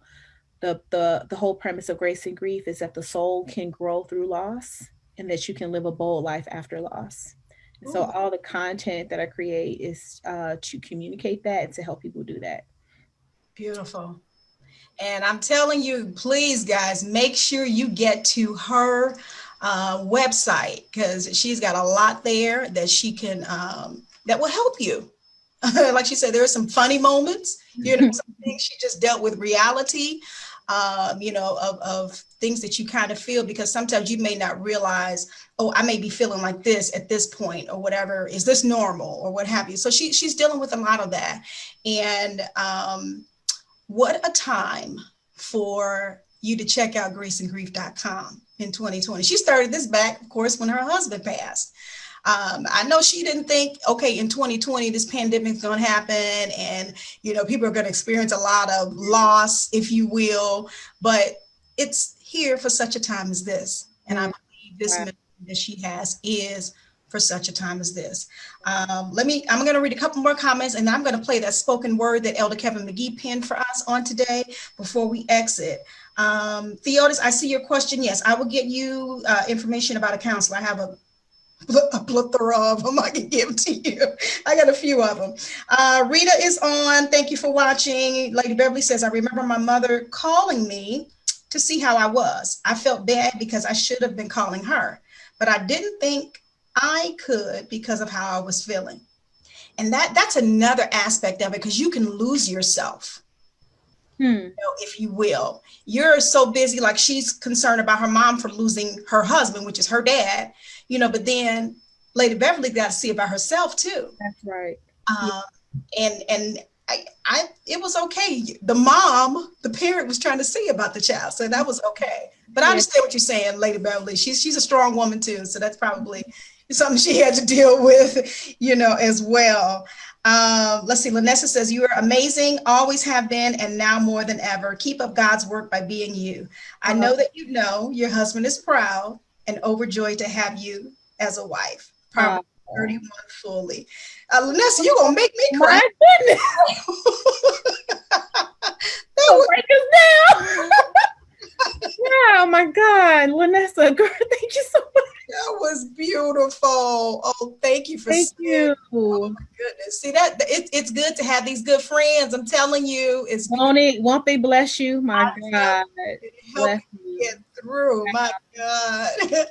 Hey, listen, Elder Kevin McGee has a show entitled Connections at Intellectual Radio. A shout out to my producer, Earl Winfrey. He has my audio portion of today's segment on my YouTube channel, Get Caught in the Net, and also on intellectualradio.com. So I'm going to play this spoken word. You guys let me know if you can hear it, and I hope you can be blessed by it.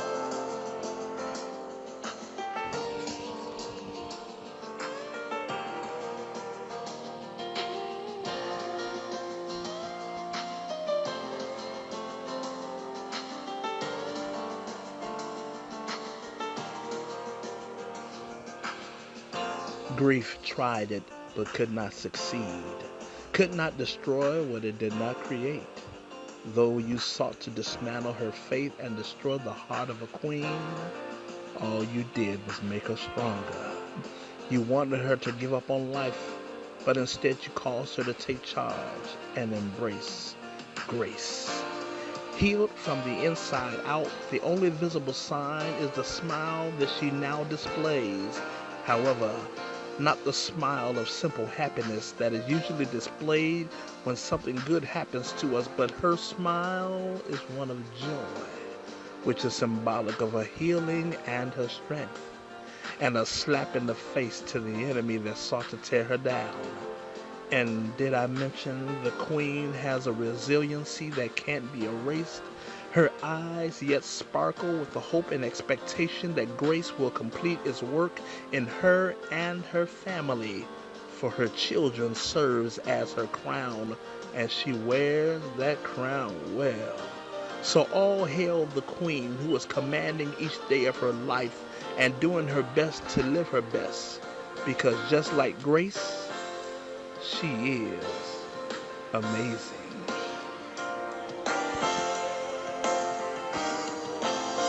Wow. Ow. I love that. I love it. He was talking about you, Queen. That's gonna really make me cry. My God. Thank you so much. Thank you for that. That was beautiful. And I love that song. I love that song. Amazing. You're amazing. Yeah. Wow. Thank you. And I believe it summed you up perfectly. It really did. Wow. I admire you, and I appreciate what God is doing through you. You are yet a blessing in the kingdom and beyond.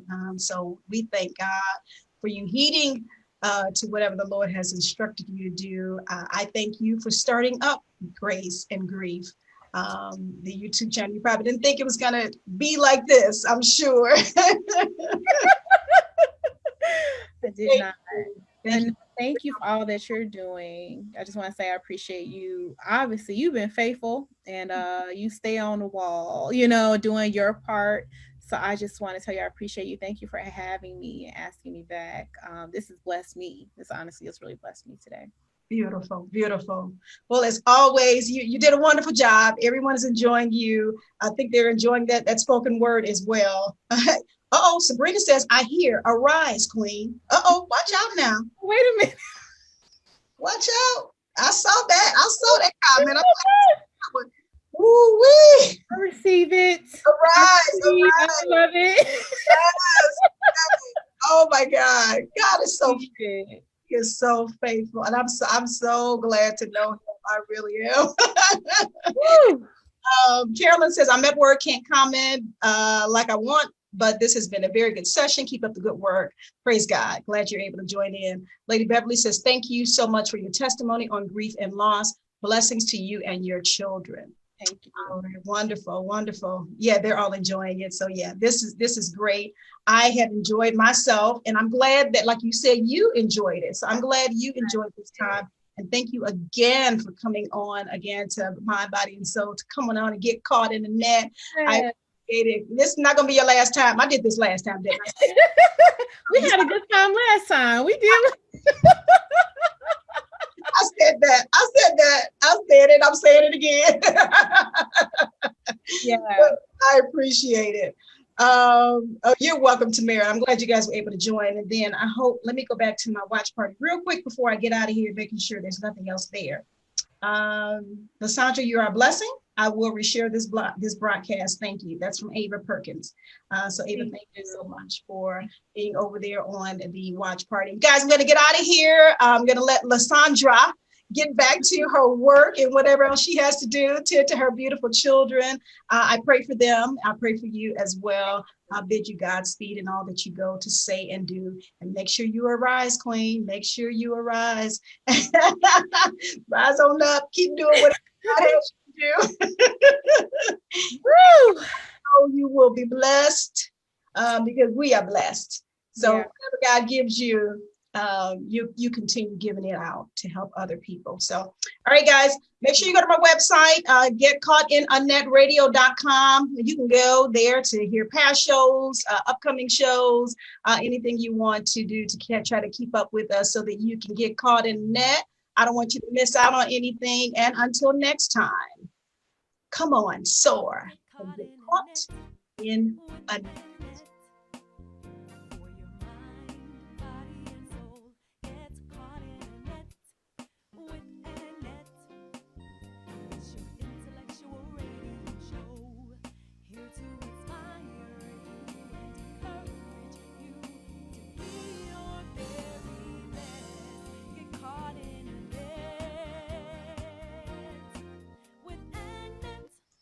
All right, guys, you know what I tell you at the end of every broadcast? Make sure you wash your hands, wear your mask, stay safe, and we will see you soon. Peace.